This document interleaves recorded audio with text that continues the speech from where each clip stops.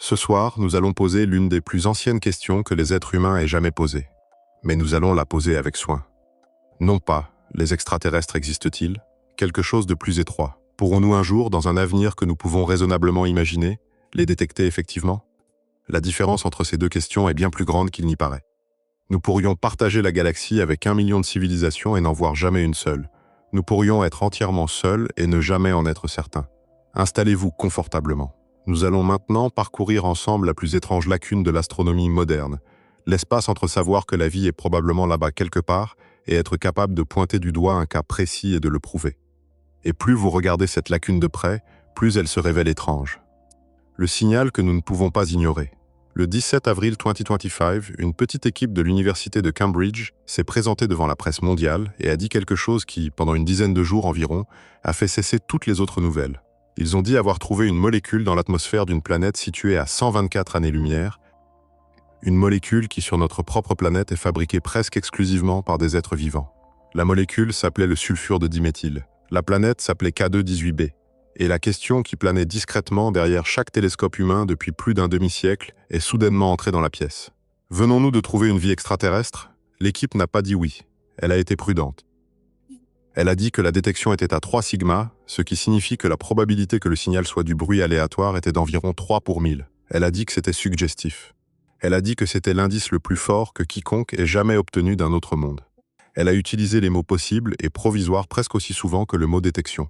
Mais la presse et le public et l'algorithme qui décident de ce qui est tendance n'ont pas entendu ces nuances. Le titre qui a fait le tour de la planète dans les 48 heures suivantes était plus simple. Des scientifiques ont trouvé des signes de vie sur K2-18b. Et puis, lentement, au cours des mois suivants, la détection s'est effilochée.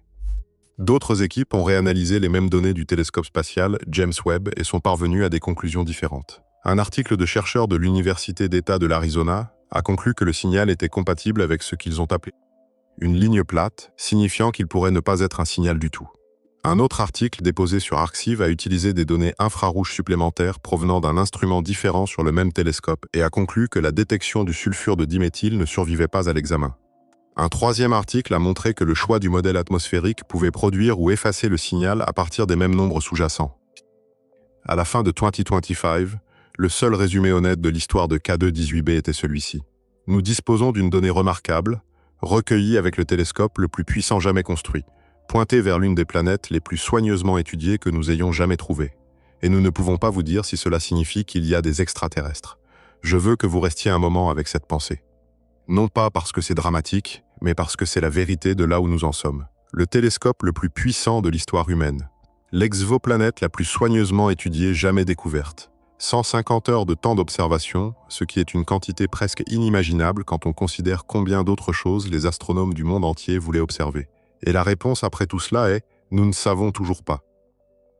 Voici la question que je veux parcourir avec vous ce soir. Non pas si les extraterrestres existent, nous y viendrons, mais quelque chose de plus étroit et, à certains égards, de plus intéressant. Pourrons-nous jamais les détecter?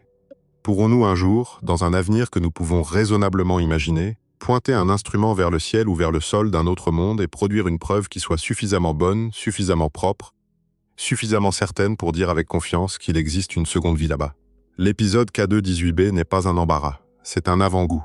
C'est la forme de chaque détection que nous sommes susceptibles de faire pour le reste de ce siècle et peut-être pour le reste de l'histoire humaine. Alors installez-vous, prenez la longue respiration que vous prenez avant de poser la tête sur l'oreiller. Nous allons parcourir ensemble 3 frontières ce soir, lentement, de la manière dont on pourrait traverser un musée après l'heure de fermeture, quand il n'y a personne pour vous presser. La première frontière est l'atmosphère de planètes lointaines, où nous utilisons l'absorption de la lumière stellaire pour lire l'air de monde que nous ne visiterons jamais. La deuxième frontière, c'est le signal radio, où nous écoutons le type de message qu'une civilisation pourrait laisser même quand elle ne le fait pas exprès.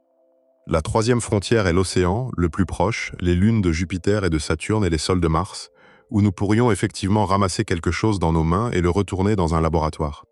Et à travers ces 3 frontières court une seule question tranquille. Pourquoi chacune de ces recherches a-t-elle produit exactement le même type de résultat? Pas rien, pas une certitude, quelque chose entre les deux, quelque chose que je veux appeler l'écart. L'écart est la distance entre la possibilité et la preuve. C'est l'endroit où les données planent et où les experts se disputent et où le public passe à autre chose et où la prochaine observation est programmée. La plupart du temps, quand nous parlons de découvertes scientifiques, nous imaginons un moment net, un télescope pivote, une lumière clignote, un article est publié, et le monde sait quelque chose qu'il ne savait pas avant. La découverte de la vie au-delà de la Terre ne va presque certainement pas ressembler à cela.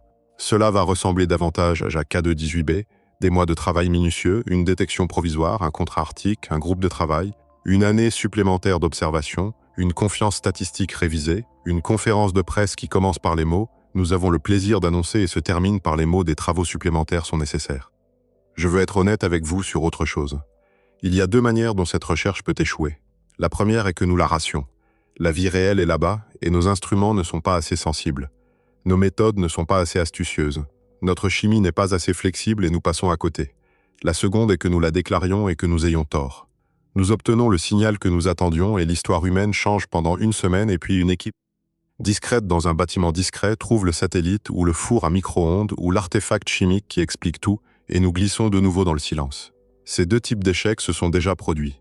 Ils continuent de se produire. Le schéma de la détection dans ce domaine a été pendant 65 ans une lente oscillation entre l'espoir et l'explication, et l'oscillation n'a pas ralenti. Les noms qui vont apparaître ce soir méritent d'être gardés légèrement à l'esprit. Frank Drake, qui a pointé le premier télescope vers la bonne étoile et a écouté pour la bonne raison. Carl Sagan, qui a appris au monde à penser que le cosmos était une question personnelle. Jill Tarter, qui a dirigé la recherche pendant 30 ans et n'a jamais entendu le signal. Enrico Fermi, qui a posé la question la plus simple possible devant ses compagnons de déjeuner et a changé le domaine pour toujours. Niku Madhusudan, qui a poussé plus fort que quiconque sur une seule planète. Avi Loeb, qui ne cesse d'insister sur le fait que nous ne posons pas des questions assez étranges. Chacune de ces personnes a un moment dans l'histoire qui suit. Aucune d'entre elles n'a encore reçu de réponse. Il y a un autre élément de contexte qui mérite d'être posé avant que nous avancions. L'épisode K2-18b n'était pas un événement isolé. Il s'inscrit dans une séquence plus longue d'épisodes similaires qui arrivent tous les quelques années depuis presque 2 décennies. La détection de phosphine sur Vénus par Jane Greaves et son équipe en 2020 a suivi exactement la même trajectoire. Forte revendication initiale, attention mondiale de la presse, article de suivi, retrait partiel. Un long argument silencieux qui ne se résout jamais tout à fait. Le mystère du méthane sur Mars, où le rover Curiosity a détecté de petites bouffées de méthane dans le cratère Gale que l'orbiteur ExoMars Trace-Gas Orbiter n'a pas réussi à confirmer depuis l'espace, à la même forme. Même les expériences originales de l'atterrisseur Viking en 1976, qui ont produit des signaux positifs sur l'un des 3 tests de détection de vie et des signaux contradictoires sur les autres, ont été débattues pendant 50 ans sans résolution. Le schéma est plus ancien que l'équipement. À la fin de cet épisode, vous saurez exactement pourquoi la question de notre titre ne peut recevoir ni un oui confiant ni un non confiant. Vous saurez aussi pourquoi cette incertitude, qui semble au premier abord être un échec de nos méthodes, pourrait se révéler être la réponse elle-même. La détection de la vie extraterrestre, si elle se produit jamais, ne ressemblera probablement pas au moment dans un film de science-fiction. Elle ressemblera à un argument tranquille qui dure plus longtemps que n'importe lequel d'entre nous. Et plus vous passez de temps avec les preuves réelles, les spectres, les candidats, les roches, les lunes, plus vous commencez à soupçonner que l'écart entre possibilité et preuve n'est pas un problème temporaire. C'est la condition d'être une jeune espèce à l'écoute sur une petite planète dans une galaxie trop grande pour être ratissée. Commençons donc lentement avec la longue histoire de la recherche. Une brève histoire de la recherche. La première recherche délibérée d'un signal extraterrestre a commencé par un matin froid d'avril 1960, à un observatoire radio de Green Bank, en Virginie occidentale. Un jeune astronome nommé Frank Drake a pointé une antenne parabolique de 26 mètres vers une étoile appelée Tau Ceti, à 11,9 années-lumière, et a commencé à écouter. Il avait choisi sa fréquence avec soin. Il a écouté à un 420 MHz, la fréquence radio naturelle de l'hydrogène neutre, l'élément le plus abondant de l'univers. Si une civilisation voulait être trouvée, avait raisonné Drake, c'est la fréquence sur laquelle elle émettrait, la seule fréquence à laquelle tous les astronomes de la galaxie prêtaient déjà attention. Il a écouté pendant 6 heures ce premier jour. Il n'a rien entendu. Il a orienté l'antenne vers une seconde étoile, Epsilon Eridani, à 10,5 années-lumière. Il a écouté là pendant encore 6 heures. À mi-chemin de la seconde observation, le récepteur a capté une impulsion forte et à bande étroite. Drake a dit plus tard qu'il s'était figé sur place. Il a réorienté l'antenne loin de l'étoile. Le signal a continué. Il a réorienté vers l'étoile. Le signal était toujours là. Il s'est avéré que c'était un avion militaire de passage, une expérience en haute altitude d'un certain type, émettant sur une fréquence sur laquelle il n'aurait pas dû se trouver. Le projet OSMA, comme l'expérience a été baptisée, a fonctionné pendant environ 200 heures sur 4 mois. Il n'a rien détecté de réel. Drake, qui avait 29 ans à l'époque, n'a pas considéré le résultat comme une déception. Il avait prouvé que la technologie fonctionnait. Il avait prouvé que la méthodologie était solide. Il avait prouvé qu'on pouvait, avec un équipement astronomique sérieux, cherchait délibérément et rationnellement dans le ciel la signature d'une autre civilisation, et que l'équipement pouvait faire la différence entre un signal réel et une interférence humaine. Même si chaque fois qu'il le faisait, il trouvait une interférence humaine. À l'automne 1961, Drake a organisé une petite réunion à Green Bank. Il a invité une douzaine de scientifiques environ, dont Carl Sagan, qui était alors un jeune chercheur à l'observatoire de Yerkes. Il a écrit une équation au tableau noir au fond de la salle, une équation qui porterait plus tard son nom, l'équation de Drake. Le nombre de civilisations détectables est le produit du taux de formation stellaire, de la fraction d'étoiles avec des planètes, du nombre de planètes habitables, et de 4 autres termes mesurant la probabilité que la vie apparaisse, devienne intelligente, développe la communication et reste détectable. Ce n'est pas vraiment une équation, c'est une manière d'organiser son ignorance. Les 3 premiers termes sont désormais raisonnablement bien connus parce que nous pouvons compter les étoiles et les exoplanètes. Nous savons que les étoiles se forment à un rythme d'environ 1 à 3 par an dans la Voie lactée. Nous savons que presque chaque étoile possède au moins une planète. Nous savons qu'environ une étoile de type solaire sur 5 possède une planète de taille à peu près terrestre dans la zone habitable. Mais les 4 derniers termes, ceux qui décident véritablement si la galaxie est pleine ou vide, ne sont pas connus du tout. Nous avons un seul point de données pour eux, nous, et un seul point de données ne suffit pas pour faire des statistiques. Puis vint le signal « Wow ».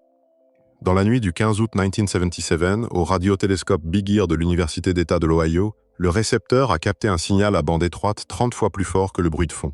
Le télescope était fixe, il ne bougeait pas, le ciel défilait devant lui. Le signal a duré exactement 72 secondes, ce qui est le temps qu'un seul point du ciel met pour traverser le faisceau. Il était à un 420 MHz, la même raie de l'hydrogène que Drake avait choisi 17 ans plus tôt. Il avait toutes les propriétés qu'un vrai signal interstellaire devrait avoir. 3 jours plus tard, un étudiant diplômé nommé Jerry Eman examinait l'impression de l'observation de cette nuit-là. Il a vu une colonne de valeurs d'intensité qui se lisait dans le codage de son télescope 6EQUG5. Il l'a entouré à l'encre rouge. Dans la marge, il a écrit un seul mot. Waouh! Le signal n'a jamais reparu. Le Big Ear a été réorienté vers cette parcelle de ciel des centaines de fois au cours des 49 années écoulées depuis. D'autres télescopes ont regardé aussi. Rien. L'explication dominante actuelle est que 2 comètes de passage nommées 266P Christensen et 335P Gibbs se trouvaient au bon endroit au bon moment et ont émis un rayonnement inhabituel à l'arrêt de l'hydrogène. Même si cette explication est assez critique. Pendant 1 minute et 12 secondes, par une chaude nuit d'août dans l'Ohio, l'univers a semblé murmurer, puis il s'est tu et n'a plus jamais murmuré. En 1974, Drake et Sagan ont dirigé un message vers M13, un amas globulaire à 25,0 années-lumière. La réponse la plus précoce possible arriverait dans environ 50 000 ans. Voilà l'échelle de temps de la question. Voilà ce que signifie établir un contact à travers des distances interstellaires. Une seule conversation, un seul énoncé et une seule réponse nécessitent plus longtemps que toute l'histoire de l'agriculture. Les plaques Pioneer en 1972 et 1973, puis les disques d'or de Voyager en 1977, portaient des salutations en 55 langues, des sons de baleines et de tempêtes, de la musique de Beethoven et de Chuck Berry. Nous avons lancé 4 objets hors du système solaire sans aucun plan pour ce que nous ferions si quelqu'un les trouvait. Et sous tout cela, sous 65 ans d'équations de Drake et de signaux wow et de disques d'or, le même schéma ne cesse de se répéter. Chaque aire de recherche produit un presque. Le silence d'Ozma. Wow, 72 secondes. Les baisses de lumière de l'étoile de Tabi. Le candidat BLC1. Puis une longue période de suivi, une lente réexplication et un retour à l'écoute. Nous sommes au bord de la certitude depuis un demi-siècle et le bord n'a pas bougé. La fréquence des candidats a augmenté, la qualité des données a augmenté, le nombre de télescopes a augmenté. Le résultat est le même. Une rafale d'observations suggestives, une période d'argumentation soigneuse, un retour tranquille au catalogue des canons résolus. Il y a maintenant toute une sous-discipline informelle de l'astronomie consacrée à revisiter d'anciens candidats SETI et à les expliquer avec une physique nouvelle. C'est une sorte étrange d'astronomie légale qui travaille à rebours depuis l'annonce originale jusqu'à la source banale. La question, quand on est plongé dedans, est de savoir si ce schéma est un trait de nos méthodes ou un trait de l'univers. Nous ne pourrons pas répondre à cette question ce soir, mais nous pouvons nous en approcher.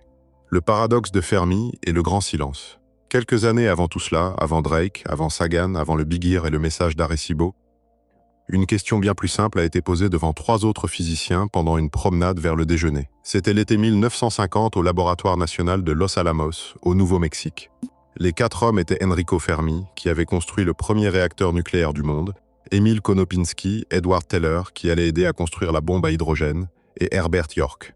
Ils marchaient de leur bureau vers une cafétéria appelée Fuller Lodge. Ils avaient discuté d'un dessin humoristique récent du New Yorker qui montrait un extraterrestre se promenant dans Manhattan avec une poubelle. expliquant ostensiblement la récente disparition des corbeilles publiques dans la ville. La conversation a dérivé vers des spéculations oisives sur la question de savoir si la vie intelligente était répandue dans la galaxie et à quelle vitesse une telle vie pourrait se propager. Fermi a fait un rapide calcul mental. Il a réfléchi au nombre d'étoiles dans la Voie lactée, à l'âge de la galaxie, à la vitesse de voyage interstellaire plausible. Au milieu du repas, il s'est arrêté à regarder ses compagnons et à poser l'une des questions les plus citées de la physique moderne. Mais où sont-ils tous? Le calcul est simple. La Voie lactée a 13 milliards d'années et contient des centaines de milliards d'étoiles. Une civilisation voyageant à 1% de la vitesse de la lumière pourrait traverser la galaxie en 10 millions d'années, soit le dernier dixième de 1% du temps cosmique. Et c'est pire encore. En 1953, le mathématicien John von Neumann travaillait sur la théorie des machines auto-réplicantes. Il a montré qu'une seule sonde construite pour se reproduire à partir de matières premières pourrait remplir une galaxie entière de copies en un temps étonnamment court. Vous lancez une sonde qui se reproduit à partir des matières premières des astéroïdes. Après moins de 50 doublements, la galaxie entière est colonisée. Le temps total se mesure en dizaines de millions d'années, pas en milliards. Voici donc le casse-tête. Si ne serait-ce qu'une seule civilisation dans l'histoire de la galaxie avait décidé de construire des sondes, la galaxie entière devrait en être pleine à l'heure qu'il est. Nous regardons en haut, nous voyons des étoiles, nous voyons des planètes, nous voyons une belle structure. Nous ne voyons pas de mégastructure.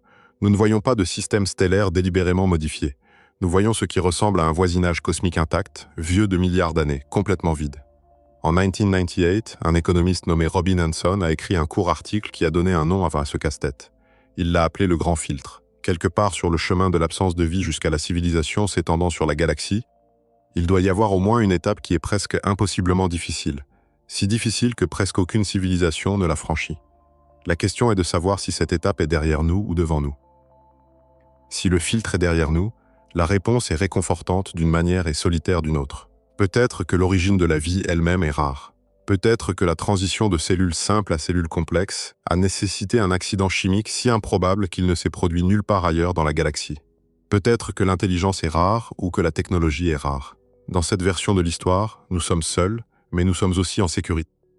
Nous avons déjà franchi ce qui allait nous tuer. Si le filtre est devant nous, la réponse est bien plus inconfortable. Cela signifie que des civilisations apparaissent régulièrement et se détruisent régulièrement avant de pouvoir laisser une marque sur la galaxie.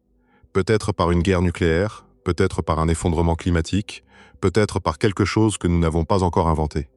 Dans cette version, le silence est un avertissement. Chaque étoile dans le ciel nocturne est la tombe d'une civilisation qui n'a pas réussi. Il y a une troisième possibilité qui mérite d'être gardée à l'esprit, à savoir que le filtre n'est ni derrière nous ni devant nous, mais distribué. Peut-être que chaque étape sur le chemin de la chimie à la civilisation est modérément improbable et que la composition de ces improbabilités modérées produit le silence que nous observons. L'origine de la vie, la transition eucaryote, l'émergence des organismes multicellulaires, le développement du langage, la survie des civilisations dotées d'armes nucléaires à travers leur premier siècle d'armement nucléaire. Chacune de ces étapes peut être plausible mais pas certaine. Multipliez suffisamment d'étapes plausibles mais incertaines ensemble et vous obtenez une galaxie presque vide, même si aucune étape prise isolément n'était impossible. C'est la version du grand filtre que les biologistes en exercice tendent à trouver la plus crédible. C'est aussi la moins dramatique, ce qui explique probablement pourquoi on n'en parle pas beaucoup. Il y a aussi une version plus calme du paradoxe qui ne nécessite aucun filtre. Peut-être que les civilisations cessent de coloniser l'espace, non pas parce qu'elles meurent, mais parce qu'elles cessent de le vouloir. Peut-être qu'après un certain seuil technologique, s'étendre dans la matière devient moins intéressant que s'étendre dans l'information. Peut-être que la plupart des civilisations se tournent vers l'intérieur, construisent leurs propres univers simulés et perdent intérêt à occuper le vrai. Le résultat de notre point de vue est le même, une galaxie vide. Mais la raison n'est pas l'extinction. La raison est la préférence. La plupart des gens qui réfléchissent sérieusement au paradoxe de Fermi sont parvenus à une conclusion difficile. Le silence signifie quelque chose. C'est l'une des observations les plus informatives que l'astronomie ait jamais faites. La galaxie, en toute logique, devrait être pleine. Elle ne l'est pas. Ce seul fait, la simple observation négative du rien, restreint les réponses possibles d'une manière que nous commençons seulement à comprendre. Il y a encore un pli qui mérite d'être gardé à l'esprit avant que nous ne laissions le paradoxe de Fermi derrière nous. La version du paradoxe que la plupart des gens rencontrent suppose que les civilisations détectables laisseraient naturellement fuiter des signes de leur existence, des émissions radio, de la chaleur résiduelle infrarouge, des systèmes stellaires modifiés. Mais cette hypothèse est elle-même une supposition sur la manière dont les civilisations technologiques se comportent. Nous n'en sommes qu'à environ 120 ans de notre phase d'émission radio, et notre pic de fuite radio est peut-être déjà derrière nous. à mesure que la fibre optique et les communications numériques remplacent les émissions hertziennes à haute puissance. Si notre trajectoire future est typique des sociétés technologiques, alors la civilisation moyenne ne serait détectable par le programme SETI que pendant une fenêtre de quelques centaines d'années avant de redevenir sombre. Multipliez cela par la rareté du chevauchement temporel, les civilisations devraient émettre pendant le même siècle où nous écoutons, et le silence apparent cesse d'être surprenant. Il devient le résultat attendu. C'est une version de l'équation de Drake où le dernier terme, la durée de vie des civilisations détectables, pourrait être bien plus petit que ce que les gens espéraient initialement. La galaxie est peut-être pleine de vie. La galaxie est peut-être même pleine d'intelligence. Le nombre d'intelligences détectables par nos méthodes spécifiques à notre moment spécifique dans le temps pourrait néanmoins être très petit, peut-être 0. Nous pourrions être seuls dans notre époque, sans être seuls dans l'univers du tout. C'est ici que le fil central de ce soir se replie sur lui-même. La question de la détection n'est pas seulement une question de construction de meilleurs télescopes, c'est une question de ce que nous devrions nous attendre à trouver quand nous les pointons vers le haut. Le grand silence est, d'une manière étrange, la plus grande détection unique que les humains aient jamais faite. Nous avons détecté l'absence de civilisation détectable dans un rayon d'au moins quelques centaines d'années-lumière autour de la Terre, sur au moins toutes les longueurs d'onde que nous avons pu surveiller pendant plusieurs décennies. Ce sont des données. Ce ne sont pas les données que nous voulions, mais ce sont des données. Et le reste de la soirée va consister à essayer de comprendre ce que ces données signifient. Comment lire une planète à 100 années-lumière de distance? Permettez-moi d'essayer d'expliquer lentement ce que signifie véritablement lire l'atmosphère d'une planète que nous ne pouvons pas visiter, parce que la technique est si improbable, si proche de la magie, qu'elle vaut la peine qu'on s'y arrête même si vous en avez déjà entendu parler. Prenez du recul un instant et considérez à quel point tout ce projet aurait semblé invraisemblable à quiconque vivait il y a 100 ans. En 1925, l'idée que nous pourrions détecter la chimie dans l'atmosphère d'une planète en orbite autour d'une autre étoile aurait été traitée comme de la fantaisie. Nous n'avions pas encore confirmé l'existence d'autres galaxies. La première exoplanète autour d'une étoile de type solaire, 51 Pégasi b, ne serait découverte qu'en 1995, exactement 30 ans avant l'annonce de K2-18b. Le saut de nous soupçonnons que des planètes existent autour d'autres étoiles, à nous lisons l'air de ces planètes, s'est produit au cours d'une seule vie humaine. Ce progrès est, selon tout critère raisonnable, miraculeux.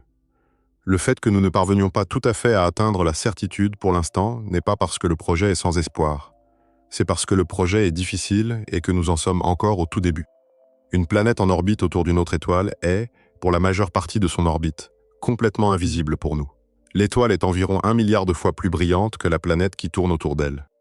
Essayer de voir la planète directement, c'est comme essayer de voir une luciole à côté d'un phare. Pour la plupart des planètes que nous avons détectées, nous ne les avons en fait jamais vues.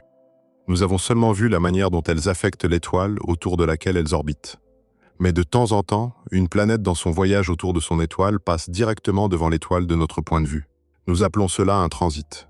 De notre perspective, l'étoile devient un tout petit peu plus faible pendant quelques heures, tandis que la silhouette de la planète bloque une petite fraction de la lumière. Pour une planète de la taille de la Terre autour d'une étoile de la taille du Soleil, l'atténuation est d'environ une partie sur 10 000. Pour une planète plus grande autour d'une naine rouge plus petite, l'atténuation peut atteindre 1 ou 2%. Et voici où cela devient ingénieux. Pendant le transit, une petite fraction de la lumière stellaire n'est pas simplement bloquée. Elle passe à travers la haute atmosphère de la planète avant de continuer jusqu'à nous. L'atmosphère est mince, mais elle est là. Et les molécules dans cette atmosphère absorbent des longueurs d'onde spécifiques de lumière. L'eau absorbe à 1,4 micron. Le méthane absorbe à 3,3 microns.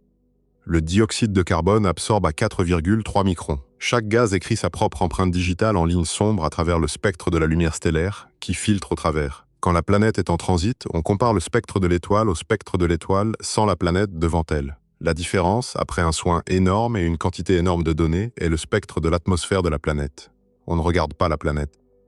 On regarde la lumière stellaire qui l'a touchée un instant. Le télescope spatial James Webb, lancé le jour de Noël 2021, est le premier télescope suffisamment sensible pour effectuer ce type de mesures sur des planètes petites et froides. Son miroir primaire fait 6,5 mètres de diamètre, constitué de 18 segments hexagonaux de beryllium plaqué or. Il stationne à un endroit appelé le deuxième point de Lagrange, à environ 1,5 million de kilomètres de la Terre, où la gravité du Soleil et de la Terre se combinent pour le maintenir sur une orbite stable. Il est en permanence refroidi à environ moins 223 degrés Celsius. Ce froid n'est pas un luxe, c'est une nécessité. Le JWST cherche de la lumière infrarouge et tout objet chaud, y compris le télescope lui-même, rayonnerait à des longueurs d'onde infrarouges et noierait les signaux qu'il essaie de lire. Le pare-soleil, fait de 5 couches de Kapton recouverts d'aluminium, réduit la chaleur atteignant le télescope d'un facteur d'environ 1 million. Une seule observation d'une atmosphère planétaire avec le JWST prend entre 20 et 40 heures de temps de télescope. Pour obtenir une signification statistique, il faut généralement observer plusieurs transits à la suite. K2-18b a maintenant consommé plus de 150 heures d'observation avec le JWST, ce qui en fait la cible exoplanétaire la plus coûteuse de l'histoire de l'astronomie. Les chiffres que l'on peut extraire de ce type de travail sont presque ridicules. Avec une seule observation de 30 heures, on peut détecter des molécules spécifiques à des concentrations de quelques parties par million dans une atmosphère sur une planète si lointaine que sa lumière voyage vers nous depuis la fin du 19e siècle. L'astronomie en tant que métier pratique a atteint un niveau où elle fait de la chimie sur des objets que nous ne toucherons jamais. Mais les limites sont tout aussi importantes à comprendre. Le signal se situe juste au bord du bruit. Pour passer de nous, voyons un indice à nous sommes certains, il faut parfois plus de temps d'observation que la mission entière ne peut se permettre. Les sources de bruit sont partout. Des rayons cosmiques frappant le détecteur, de minuscules fluctuations de température dans le vaisseau spatial, la variabilité de l'étoile parente elle-même, qui est souvent plus active que notre propre Soleil. Même la manière dont vous empilez et traitez les données introduit des choix qui peuvent produire des résultats différents à partir des mêmes octets bruts. Les naines rouges en particulier posent problème. Ce sont des étoiles à éruption. Elles éclatent de manière imprévisible, produisant parfois des bouffées de rayonnement ultraviolet et de rayons X qui peuvent éclipser leur émission normale pendant des heures. K2-18, l'étoile hôte de K2-18b, est l'une de celles-là. Les éruptions modifient le spectre de fond sur lequel l'atmosphère de la planète est imprimée. Si une éruption se produit pendant l'une de vos observations de transit et que vous ne modélisez pas correctement son effet, vous pouvez produire une signature spectrale qui n'a rien à voir avec la planète du tout. Démêler la variabilité stellaire de la chimie planétaire est l'un des problèmes les plus difficiles de la science moderne des exoplanètes et il est loin d'être résolu. C'est ici qu'intervient la confiance statistique. En physique, on parle de valeur sigma qui mesure combien d'écart type un signal se situe au-dessus du bruit de fond. Un sigma correspond à 68% de confiance, 2 sigma à 95%, 3 sigma à 99,7%. 5 sigma est le seuil de découverte en physique des particules et signifie environ 99,999994%. Confiance, soit environ une chance sur 3,5 millions que le signal soit une fluctuation aléatoire. La plupart des revendications de biosignatures exoplanétaires vivent dans la gamme de 3 à 4 sigma, ce qui signifie qu'elles sont intéressantes mais pas concluantes. Elles pourraient être réelles. Elles pourraient être des artefacts statistiques. Les données ne vous le disent pas toujours. Il y a une dernière chose que vous devez comprendre sur cette technique, et c'est la plus inconfortable. Un signal peut être exactement la chose que vous aviez prédite, exactement la molécule que vous espériez, exactement la forme spectrale que la vie sur Terre produirait, et être quand même faux. Parce que pour presque chaque gaz biosignature que vous pouvez imaginer, il existe au moins une manière non biologique de le fabriquer. La chimie des mondes morts est étonnamment créative. Nous y viendrons en détail. Pour l'instant, gardez cette pensée. Avec le télescope le plus puissant de l'histoire humaine, pointé vers l'une des planètes d'apparence la plus habitable que nous ayons jamais trouvée, avec plus de temps d'observation que presque toute autre cible n'en a jamais reçu, nous ne pouvons toujours pas répondre à la question. Pourquoi pas? C'est le sujet de la partie suivante.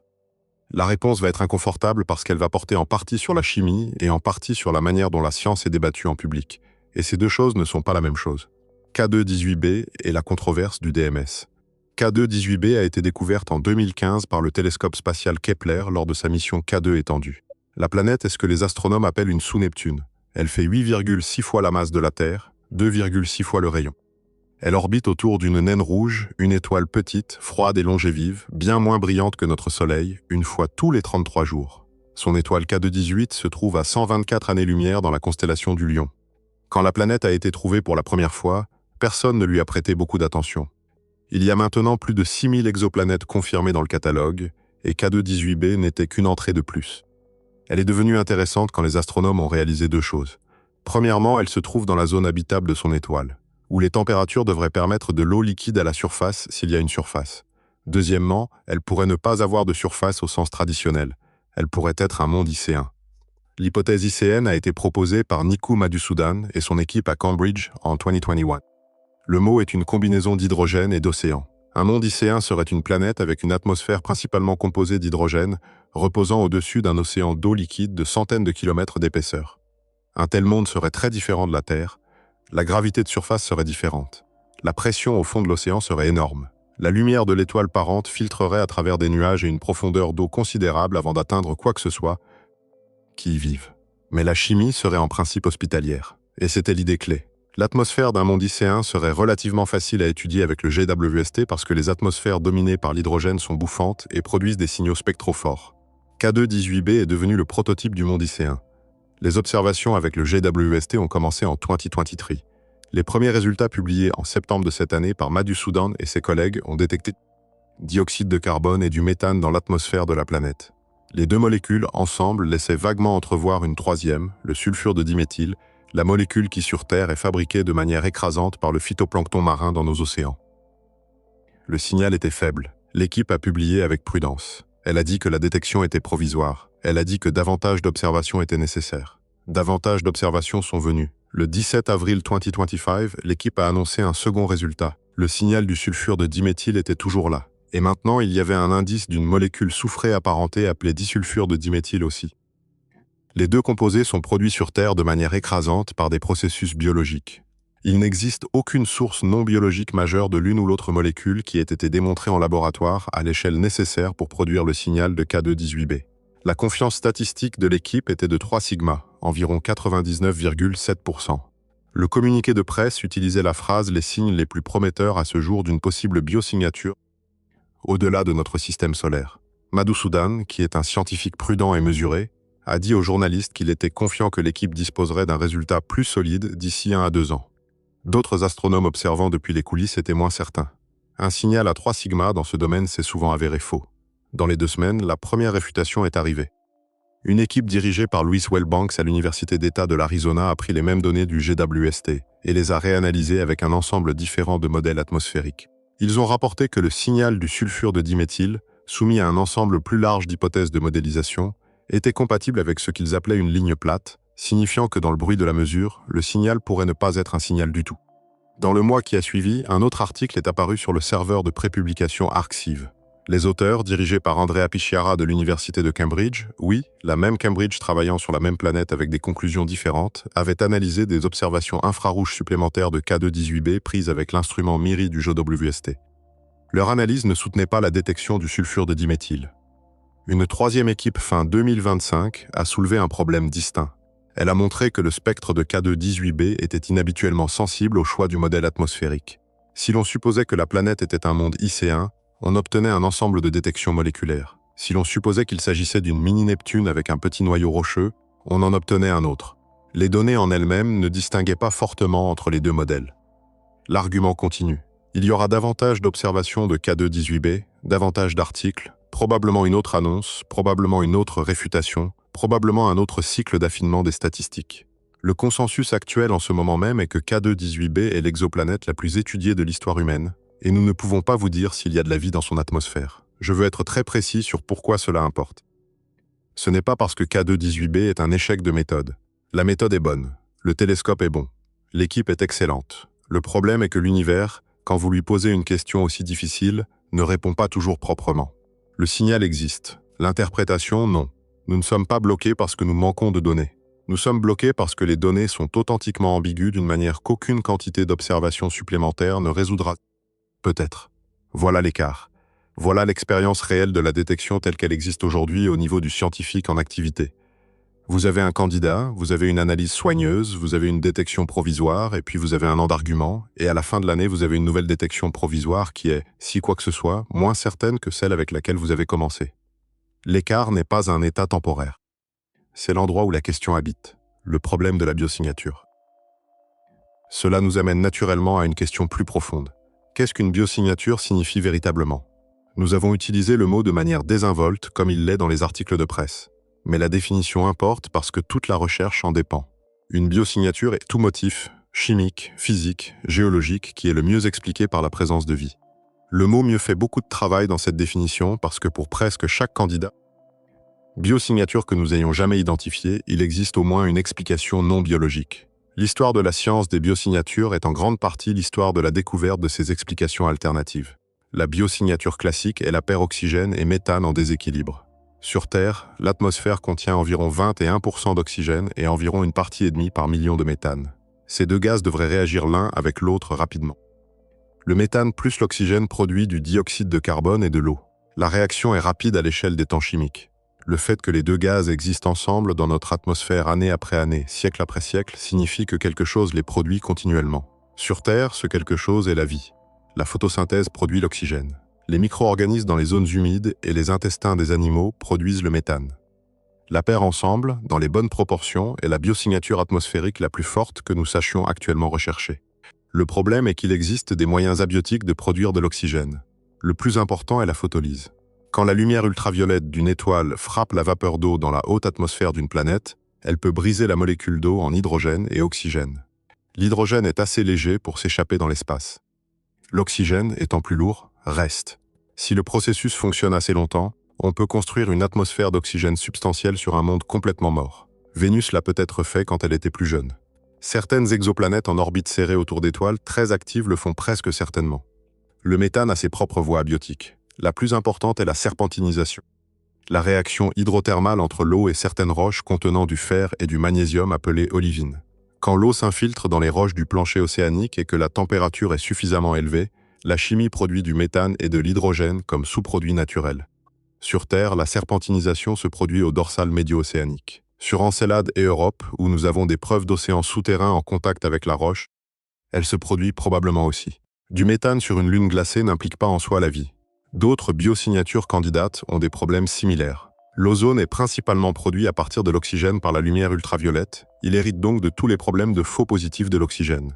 Le protoxyde d'azote est produit par la vie sur Terre, mais aussi par la foudre et par certains processus volcaniques. La phosphine, fameusement détectée sur Vénus en 2020, a d'abord été interprétée comme une biosignature potentielle, puis partiellement rétractée quand d'autres groupes n'ont pas réussi à reproduire le résultat, puis liée à une possible chimie volcanique. La question devient donc, qu'est-ce qui nous convaincrait réellement que la vie a été détectée? La réponse honnête est que nous n'avons aucune biosignature observée isolément qui suffirait. Ce qu'il nous faudrait, c'est une constellation de signaux. Oxygène et méthane ensemble en déséquilibre, plus le bon type de chimie de l'azote, plus une planète dans la zone habitable d'une étoile qui ne semble pas capable de produire ces gaz par photolyse seule, plus idéalement une modulation saisonnière, le type de variabilité qu'on attendrait si une biosphère respirait au rythme des saisons de la planète. Les critères pris ensemble sont exigeants. Ils sont aussi, en un sens, calibrés pour la Terre, et cela nous amène à la partie la plus inconfortable du problème des biosignatures, l'idée de la biosphère fantôme. L'expression a été inventée par Paul Davis de l'Université d'État de l'Arizona, et l'idée dans sa forme la plus crue est la suivante. La vie sur Terre telle que nous la connaissons pourrait ne pas être la seule vie qui ait jamais surgi sur Terre. Il pourrait y avoir une seconde origine indépendante, un arbre de micro-organismes qui utilisent des acides aminés différents, un alphabet génétique différent, des métabolismes différents, qui existent en ce moment même dans une source chaude, dans un aquifère enfoui, dans un patch de sédiments océaniques, et que nous n'avons pas remarqué. Nous ne l'avons pas remarqué parce que toute notre microbiologie est calibrée pour reconnaître des parents, pas des étrangers. Si un second arbre de vie pourrait exister sur notre propre planète sans être détecté, quel espoir avons-nous d'en détecter un à 100 années-lumière avec un spectre d'absorption? Nous calibrons notre recherche à distance pour le seul type de vie que nous connaissons. Si la vie extraterrestre utilise une chimie différente, nous pourrions simplement passer à côté. Il y a aussi le problème inverse, qui est l'anthropomorphisme dans notre choix de biosignature. Nous supposons que les extraterrestres produiront des gaz similaires à ce que la vie sur Terre produit. Mais la biologie dominante sur Terre a été anaérobie pendant presque 2 milliards d'années. Depuis l'origine de la vie, il y a environ 3,8 milliards d'années jusqu'à la grande oxydation, il y a environ 2,4 milliards d'années, la vie sur Terre ne produisait presque pas d'oxygène atmosphérique. Les microbes de ces airs produisaient des sulfures, du méthane, des traces d'autres gaz réduits. Vu de 100 années-lumière, un astronome extraterrestre pointant son instrument vers notre planète durant cette ère n'aurait vu aucun oxygène, aucune biosignature claire, et serait reparti en disant « monde intéressant, probablement pas de vie ». Cet astronome extraterrestre aurait eu tort. La Terre grouillait de vie, simplement pas du type qui respire notre chimie. L'implication est stupéfiante. L'essentiel de l'histoire biologique de la Terre était indétectable par les méthodes que nous utilisons maintenant pour observer les exoplanètes. Pendant la plus grande partie du temps où la vie a existé sur notre propre planète, elle aurait échoué à nos propres tests de détection. Pourquoi nous attendrions-nous à faire mieux sur le monde de quelqu'un d'autre? L'Observatoire des mondes habitables est censé aller au-delà de tout cela. HWE est la mission phare de la NASA proposée pour les années 2040. La mission, si elle vole, utilisera un pare-étoile ou un coronographe pour bloquer l'étoile parente et imager directement au moins 25 planètes semblables à la Terre dans les zones habitables d'étoiles proches de type solaire. L'imagerie directe donnerait des spectres bien plus propres que la spectroscopie de transit ne le peut. Le coût estimé est supérieur à 11 milliards de dollars. Le lancement prévu est au début ou au milieu des années 2040. Même H2O ne résoudra pas l'ambiguïté des biosignatures. Il la réduira. Il nous donnera un meilleur rapport signal sur bruit. Il imagera des planètes que nous n'avons jamais pu voir du tout. Mais il ne changera pas le fait que la chimie des biosignatures est irréductiblement difficile. Il n'existe aucune chimie qui dise biologie avec une certitude absolue depuis 100 années-lumière. Les molécules que nous recherchons peuvent être fabriquées autrement. Les motifs que nous recherchons peuvent être produits par d'autres processus. L'écart ici n'est pas un écart de meilleurs instruments.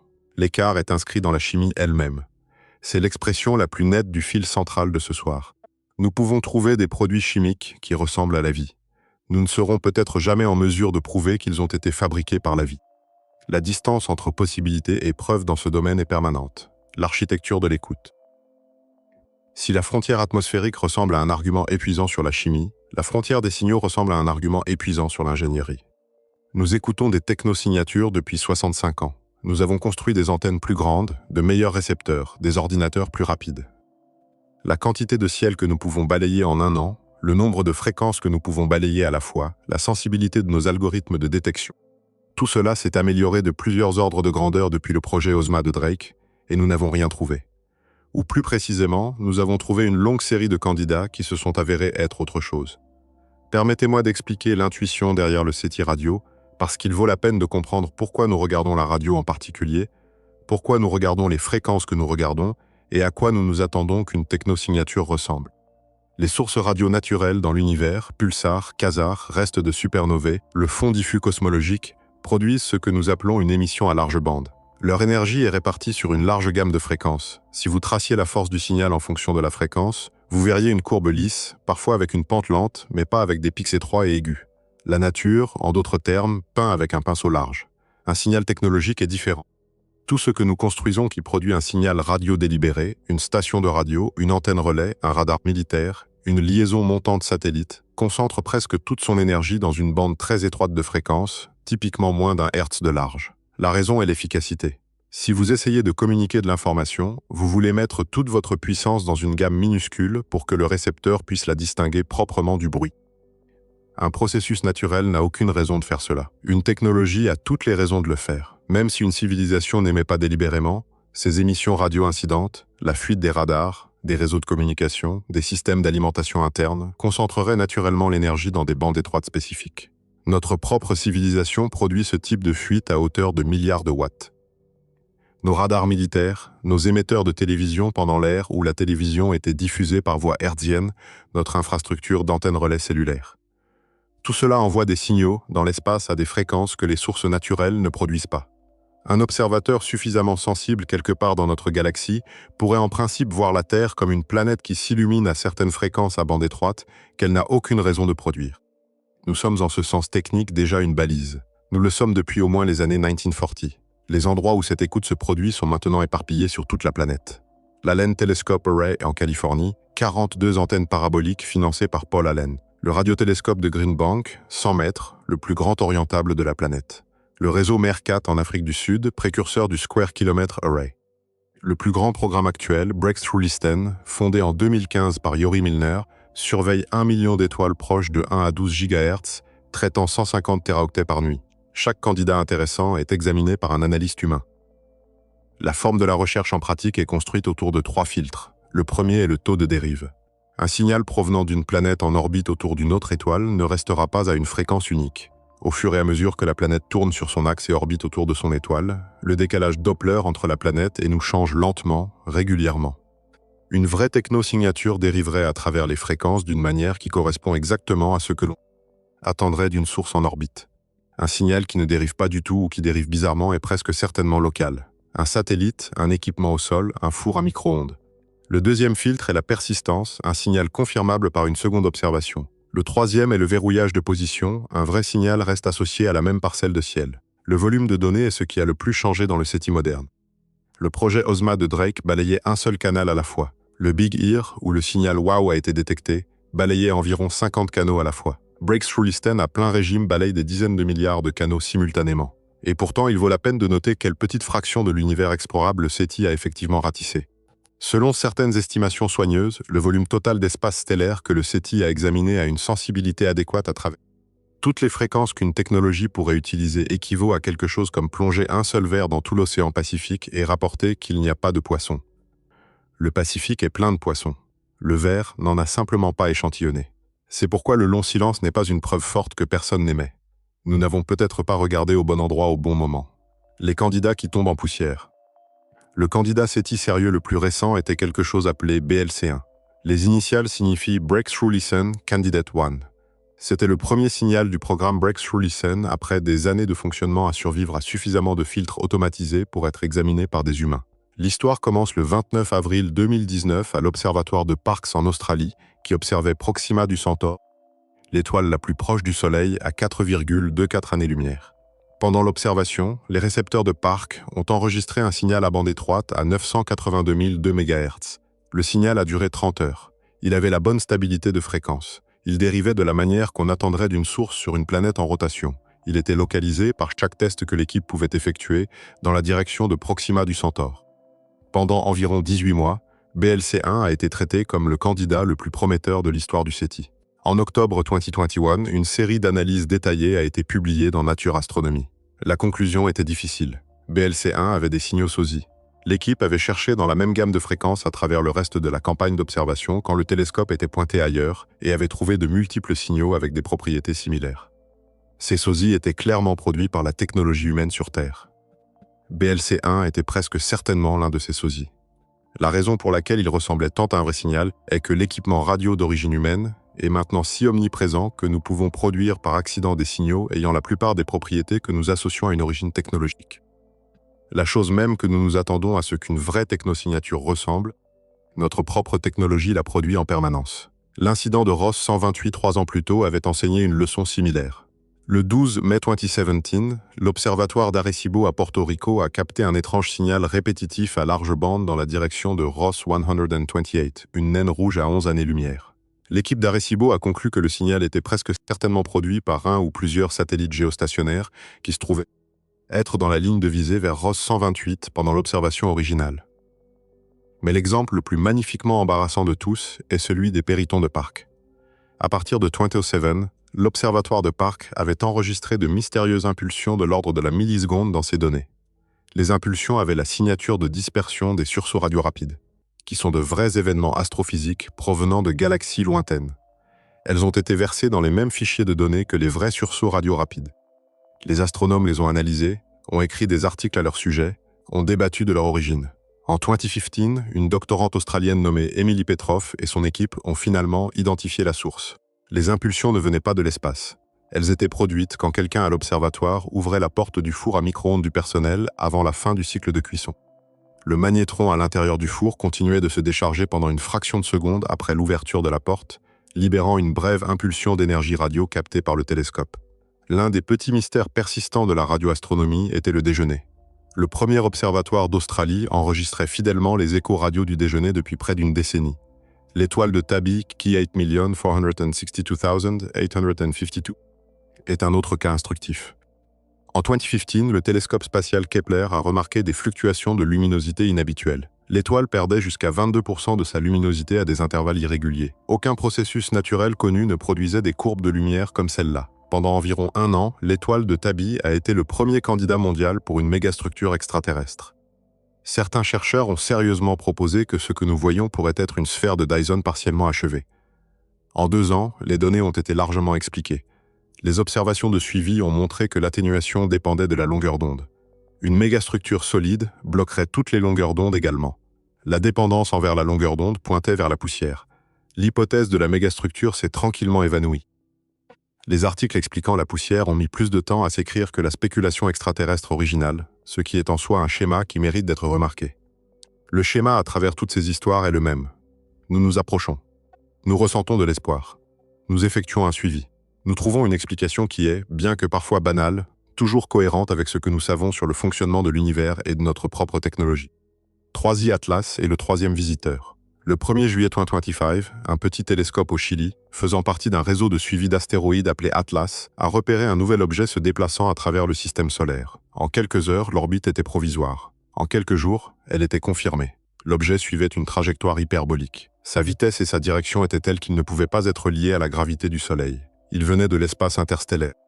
Il a reçu la désignation 3i Atlas. Le 3i signifie qu'il est le troisième objet interstellaire jamais observé. Le premier était Oumuamua en 2017. Le second était 2i, Borisov en 2019, qui s'est avéré être une comète assez conventionnelle venue d'au-delà du système solaire. 3i Atlas est le troisième et, à certains égards, le plus étrange des trois. L'étrangeté commence avec la chimie. Quand 3i Atlas s'est approché du système solaire intérieur à l'automne 2025, des télescopes du monde entier ont mesuré la composition de sa chevelure, le nuage de gaz et de poussière qui entoure une comète quand le soleil la chauffe. Le rapport deutérium-perohydrogène dans la vapeur d'eau était extraordinaire. Le deutérium est une forme lourde d'hydrogène avec un neutron supplémentaire dans son noyau. Dans les comètes normales du système solaire, le deutérium est présent à environ une partie pour 10 000 de l'hydrogène total. Dans 3i Atlas, le rapport était jusqu'à une partie pour 100, 1000 fois plus élevé qu'attendu. Le rapport carbone 12-carbone 13 était également inhabituel. La molécule de cyanogène CN apparaissait en abondance inhabituelle.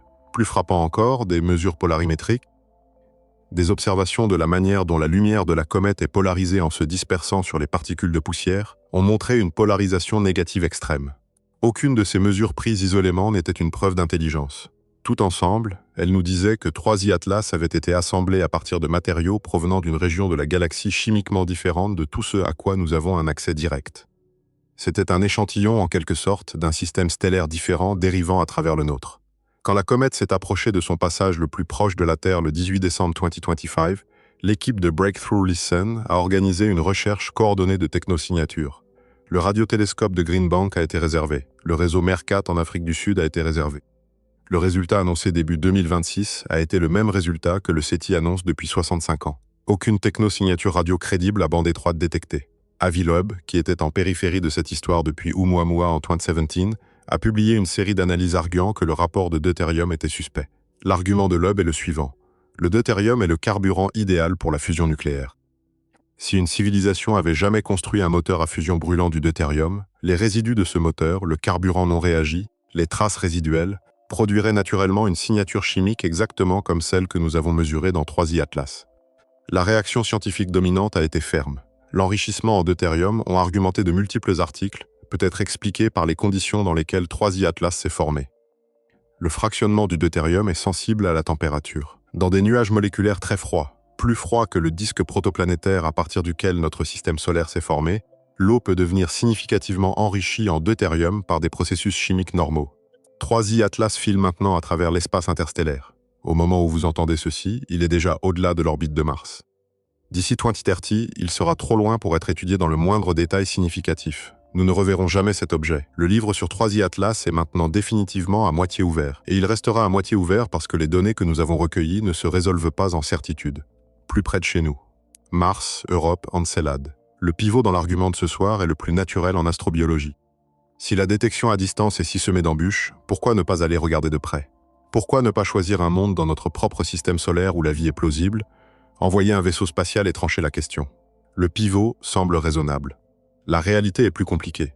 La proximité ne comble pas l'écart, elle change simplement la forme de l'écart. Mars d'abord. Perseverance a atterri dans le cratère G0 le 18 février 2021. G0, il y a plusieurs milliards d'années, était un lac de cratères alimenté par un système fluvial. Il y a un delta clair sur son bord ouest. Il y a des roches sédimentaires stratifiées. Il y a des dépôts minéraux qui sur Terre sont associés à une activité microbienne.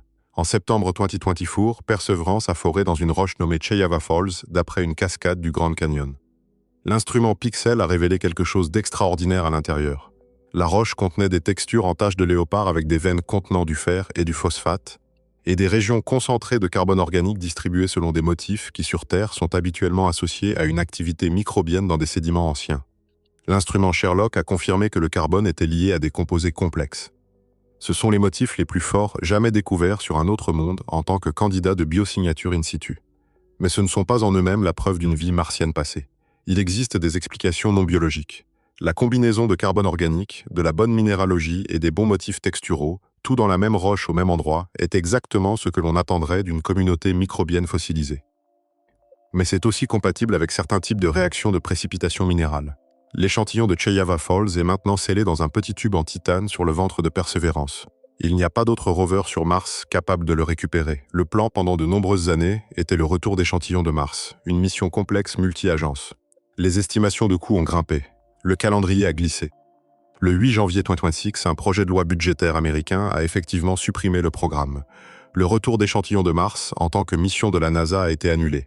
La Chine a maintenant publiquement indiqué que sa mission planifiée Tianwen-3 pourrait potentiellement faire un détour pour récupérer certains des échantillons de Perseverance au début des années 2030. Remarquez ce que cela signifie pour la question de ce soir. Nous avons peut-être posé sur la surface de Mars la pièce de preuve physique la plus importante sur la vie au-delà de la Terre que les humains aient jamais obtenue, et nous ne pouvons pas y accéder. L'écart ici n'est pas un écart de physique, c'est un écart de politique, de budget, de priorité. Europe ensuite. Le Europa Clipper de la NASA a été lancé le 14 octobre 2024. Il arrivera à Jupiter en avril 2030. Europe elle-même est l'un des mondes les plus intéressants du système solaire. Elle a une coquille glacée estimée entre 16 et 30 km d'épaisseur. En dessous, les marées gravitationnelles de Jupiter chauffent l'intérieur et un océan d'eau salée liquide existe en contact avec un plancher rocheux. L'océan contient plus d'eau liquide que tous les océans de la Terre réunis. Le Clipper transporte un spectromètre de masse appelé SOUDA capable, comme démontré en laboratoire, d'identifier les signatures chimiques d'une seule cellule bactérienne dans un grain de glace. Si des microbes existent dans les panaches d'Europe, le Clipper a une chance de les trouver. Et puis il y a Encelade, la petite lune glacée de Saturne, à peine plus de 500 km de diamètre. Par de longues fissures à son pôle sud appelées rayures de tigre, Encelade projette d'énormes panaches de vapeur d'eau et de grains de glace dans l'espace. Les résultats de Cassini nous ont appris que l'océan d'Encelade contient des sels, des molécules organiques complexes, de l'hydrogène moléculaire et probablement une activité hydrothermale à son plancher océanique rocheux. Début 2026, une collaboration nippo-allemande a recréé en laboratoire la chimie de l'océan d'Encelade et produit des acides aminés, les briques de base des protéines. Cela ne signifie pas qu'Encelade a de la vie, cela signifie que la chimie est bonne. Savoir si quelque chose a assemblé ces briques en quelque chose de vivant, nous ne le savons pas. Le schéma dans notre recherche au sein du système solaire reflète maintenant le schéma dans la recherche exoplanétaire. Nous avons un candidat de biosignature extrêmement fort, Cheyavava Falls sur Mars, que nous ne pouvons pas récupérer. Nous avons une cible prometteuse, Europe, dont nous nous approchons lentement. Nous avons un monde chimiquement accueillant, Encelade, sur lequel nous ne sommes pas retournés depuis la fin de la mission Cassini en 2017. L'écart demeure même dans notre propre système solaire. Même avec des rovers et des orbiteurs et de la chimie directe, l'écart entre possibilités et preuves se mesure encore en décennies, en milliards de dollars, en actes de volonté politique. La proximité ne le comble pas, elle change simplement sa forme. Saurons-nous un jour? Permettez-moi de rassembler les 4 frontières une dernière fois avant de conclure. Atmosphère, K2-18b et son signal contesté, l'Observatoire des mondes habitables et sa promesse pour les années 2040 d'imager directement 25 exoplanètes potentiellement habitables. Signaux, Breakthrough Listen, l'Allen Telescope Array, MERCAT, 65 ans de rien soigneusement filtré. Visiteurs, 3i Atlas, le 3e objet interstellaire filant de retour dans l'obscurité avec nos questions encore accrochées à lui. Océan, Cheyava Falls sur Mars, possiblement la roche la plus importante du système solaire, échouée. Europa Clipper sur son long arc vers une arrivée en 2030. Encelade, la petite lune dont la chimie océanique semble presque conçue pour nous faire espérer. Dans chaque domaine, le schéma a été le même. Nous nous approchons, nous voyons quelque chose que nous ne pouvons pas confirmer. Plus nous nous approchons, plus les données deviennent intéressantes. Et plus les données deviennent intéressantes, plus nous devons les interpréter avec soin. Et plus nous les interprétons avec soin, plus l'argument dure longtemps. L'écart entre possibilités et preuves persiste dans chaque domaine que nous avons exploré. Il y a un argumentaire optimiste pour la question de ce soir qui mérite d'être pris au sérieux. L'Observatoire des mondes habitables, s'il est lancé selon le calendrier prévu au début des années 2040, changera fondamentalement le travail sur les biosignatures exoplanétaires. L'imagerie directe est beaucoup plus difficile à tromper que la spectroscopie de transit. L'imagerie de 25 mondes potentiellement habitables nous donnera suffisamment de points de données pour faire des statistiques. Si même 3 d'entre eux montrent de l'oxygène et du méthane en déséquilibre, l'argument en faveur de la biologie deviendra beaucoup plus difficile à rejeter. Mais il y a aussi l'argumentaire pessimiste. Chaque biosignature a des voies abiotiques connues. Chaque signal a des imitateurs terrestres connus. Chaque roche a des explications géologiques alternatives. Même une détection réussie à l'HWO, même un signal à bande étroite confirmé à l'Allen Telescope Array, même une biomolécule confirmée à Europe déclencherait des années de débat sur la question de savoir si le résultat est réel, si le résultat est biologique, si le résultat reflète une origine indépendante de la vie ou un cousin de la nôtre. Le cas intermédiaire, celui qui est probablement le plus réaliste, est quelque chose comme ceci. Nous passerons le reste de ce siècle à accumuler des détections probables. K2-18b sera rejoint par 10 ou 20 autres mondes avec une chimie atmosphérique suggestive. Un autre 3i Atlas passera et nous laissera deviner. Le Europa Clipper renverra une chimie ambiguë des panaches. Mars produira un autre Cheyava Falls. Chacun sera débattu dans les revues pendant des années. Aucun d'entre eux individuellement n'atteindra le seuil de certitude de sigma. Le poids cumulatif des preuves à travers de nombreux candidats grimpera probablement assez haut pour que l'hypothèse de travail dans le domaine devienne oui, la vie est là-bas. Mais aucune détection unique, propre, indéniable ne viendra peut-être jamais. L'humanité, dans cette version, vivra pour le reste de ce siècle dans l'écart. Nous saurons dans un sens agrégé et croissant que nous ne sommes probablement pas seuls. Nous serons incapables de pointer du doigt un seul cas spécifique et de dire celui-là. Et il y a une dernière possibilité, plus philosophique, que cet écart ne soit pas un trait temporaire de nos méthodes, mais un trait permanent d'être le type d'espèce que nous sommes. Peut-être que pour détecter un autre esprit, il faudrait se tenir juste à côté de lui. Peut-être que l'univers est construit de telle manière que la vue de loin reste toujours incertaine et que seule la vue de près, la vue locale, celle qu'on peut atteindre avec ses mains, se résout un jour. Peut-être que la distance, en fin de compte, n'est pas seulement un problème d'années-lumière. Peut-être que c'est un problème de ce que signifie connaître quoi que ce soit qui est loin. Ramenons tout cela chez nous maintenant. La question du titre, détecterons-nous un jour la vie extraterrestre, a une propriété étrange quand on reste assis avec assez longtemps. Plus on reste assis, moins elle ressemble à une question avec une réponse par oui ou par non, et plus elle ressemble à la description d'une condition. La condition d'être une jeune espèce à l'écoute, qui regarde sur une petite planète autour d'une étoile ordinaire dans une galaxie dont nous ne pouvons pas voir la plupart, dans un univers dont nous ne pouvons pas atteindre le bord. La condition de poser une question à laquelle l'univers n'est peut-être pas obligé de répondre dans le format que nous préférons. Peut-être que la réponse la plus honnête à la question est que nous ne produirons peut-être jamais une seule détection propre. Peut-être que l'univers est, pour des raisons de distance, de chimie, de temps, d'épistémologie, structuré pour maintenir ce type particulier de certitude juste hors de portée. Peut-être que l'écart est la réponse. Mais voici ce que je veux vous laisser avant que vous n'éteigniez la lumière. L'acte de poser la question est en soi la chose la plus importante. L'acte de pointer un miroir de 6,5 mètres vers l'espace vide autour d'une naine rouge à 124 années-lumière et d'attendre que les photons arrivent. L'acte de faire fonctionner une antenne parabolique de 100 mètres à travers la même parcelle de ciel pendant 1000 heures, écoutant un murmure qui n'est pas venu. L'acte de lancer 4 vaisseaux spatiaux hors du système solaire, avec des schémas de nous-mêmes sur le côté, juste au cas où quelqu'un les trouverait dans 50 000 ans. L'acte de construire lentement et soigneusement le prochain télescope et le suivant, sachant que la réponse pourrait ne pas venir de notre vivant. Cet acte est ce que nous avons. C'est ce dont nous pouvons être certains. C'est la part de la question qui est entièrement en notre pouvoir. Nous sommes l'espèce qui écoute. Nous sommes l'espèce qui construit l'équipement et le pointe vers l'obscurité. Nous sommes l'espèce qui, même après 65 ans de rien de définitif, continue à lever les yeux. Quoi qu'il soit vrai d'autre sur l'univers, cela est vrai de nous. Alors peut-être que la question de savoir si nous détecterons un jour la vie extraterrestre est, d'une certaine manière, la mauvaise question. La bonne question, celle à laquelle nous pouvons véritablement répondre, est de savoir si nous cesserons un jour d'essayer. Et à cette question, jusqu'ici, chaque génération a donné la même réponse. Nous ne cesserons pas. Nous continuerons d'écouter. Nous continuerons de regarder. Nous continuerons de réduire l'écart, même si l'écart n'est pas du genre à se refermer complètement. Et dans cet acte long, patient, peut-être sans fin, de regarder, nous faisons peut-être déjà quelque chose qui compte davantage que la détection.